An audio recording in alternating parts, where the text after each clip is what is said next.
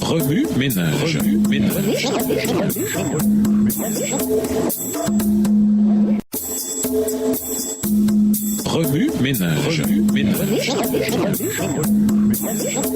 Bienvenue dans votre émission Remue ménage. Voilà la leçon de Dimanche. Intériorisé, fidèle jusqu'à la mort. Les trois amis de Daniel se tiennent dans la plaine de Doua. Ils peuvent voir la fumée montant de la fournaise ardente et peut-être même sentir la chaleur de cette dernière. Au son de la musique, des milliers de personnes, comme des dominos, se prosternent devant la statue dorée étincelant dans le soleil. Aussi loin que porte le regard, tous sont à genoux, à l'exception de Shadrach, de Meshach et d'Abednego. Il est clair qu'ils sont les seuls à ne pas adorer la statue. La tentation de faire un compromis en cet instant même est presque irrésistible. Rien ne serait plus facile que de rationaliser devant la menace de la fournaise ardente. Il y aurait mille et une excuses pour s'agenouiller devant la statue, ou ne serait-ce quelle bonne idée que de se pencher pour nouer leurs lacets. Après tout, il ne faut que s'agenouiller. Dieu ne comprendra-t-il pas que dans leur cœur, ce n'est que devant lui qu'ils s'agenouillent vraiment et pas devant la statue? Les trois Hébreux dans la plaine de Doua s'engagèrent à mourir plutôt que de s'agenouiller. Ils représentent un engagement radical envers la vérité et le devoir, un engagement totalement étranger à notre culture contemporaine.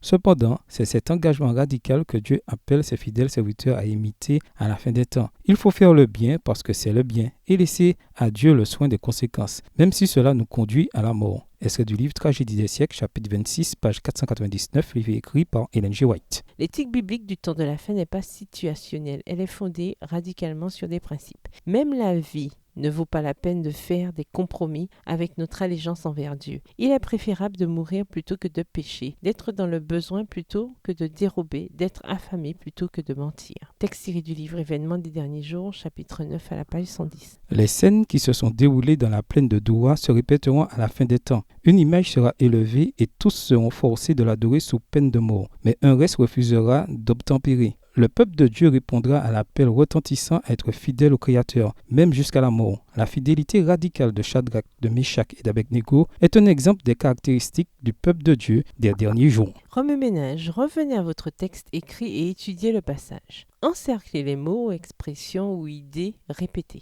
Soulignez les mots, expressions qui sont importants et qui signifient quelque chose pour vous. Reliez par une flèche les mots, expressions aux autres mots, expressions associés ou connectés. Quel éclairage particulier vos notes semblent-elles indiquer dans l'ensemble? Mémorisez votre verset préféré tiré de Daniel 3. Écrivez-le plusieurs fois pour vous le rappeler plus facilement. Quelles sont les pressions qui vous ont amené à faire un compromis? Par quel motif rationnel avez-vous essayé de vous justifier? Qu'avez-vous ressenti ensuite? Au revoir. Et à demain si Dieu veut. Remue ménage. Remue ménage.